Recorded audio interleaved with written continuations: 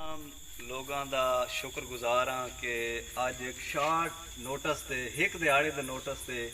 तुसी सारे जिम्मेदारी का मुजाहरा करके अज की इस मीटिंग तशरीफ लाया हो।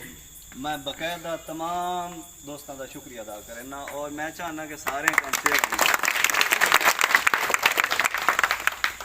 जिमें कि तुहाडे इल्म च है जिन्होंने इल्म नहीं उन्होंने दस देवीए भाई अज की साड़ी जी मीटिंग है ਉਹਦਾ एजेंडा ये है भाई साडा जिहड़ा इलाका यकीनन अज के दौर दे विच अगर असीं टोर फिर के वेखीए ना तो सब नालों पसमानदा इलाका कोई सानू मिल सी ना तो यह साडा इलाका मिल सी। हर एरिए दे विच हर इलाके दे विच जिम्मेदार बंदे उन्हां दी वजह ये है जिवें कि हुण डगरी लै लो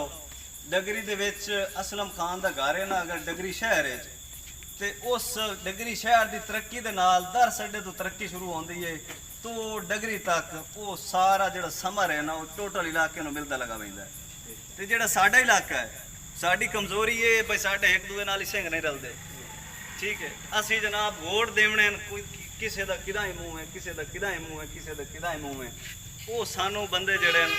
सानू उस समझेंदे ही कोई नहीं वो आदन बस इन्हों दे असी जा भी है ना जा भी है ना इन्हों कभी किसी चीज़ की जरूरत पई है ना इन्हें साढ़े को कभी काशा मंगी है ना सानू इन्हों देवन की लोड़ है। और जो हिसाब नाल अहम गल है वो ये है भाई अगर वो साडा काम कर छोड़े कल नूं सानू किहड़ी चीज़ का लालच दे के वोट लवें उन्होंने कहने यही मसला है वो इस वास्ते साडे इलाके में पसमानदा रखते हैं ताकि इन्हों कभी अदा पक्की का लालच दे के वोट लै लवीए कभी बिजली का लालच दे के लै लवीए कभी नाली का लालच दे के वोट लै लवीए।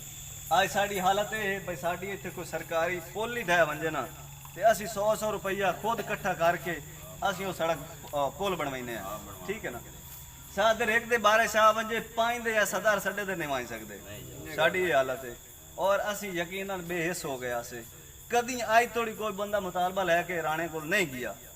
3 साल उसकी अगे हुकूमत रही है 3 साल रही है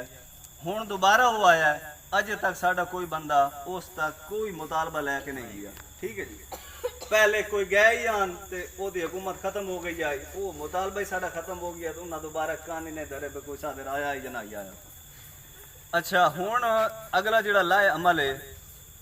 वो इंशाअल्लाह आसिफ भाई होरी तो आगाह करेंदे उस तो भाई अगे हुण असां करना के और यकीनन साडा ये काम उदों होना जदों असीं सारे इत्तेफाक नाल चलांगे। मैं उम्मीद करना भाई जिवें अज सारे इत्थे इकट्ठे होए कल नूं जो भी आसिफ भाई लाए अमल देंदे लाए अमल बणाइंदे इंशाअल्लाह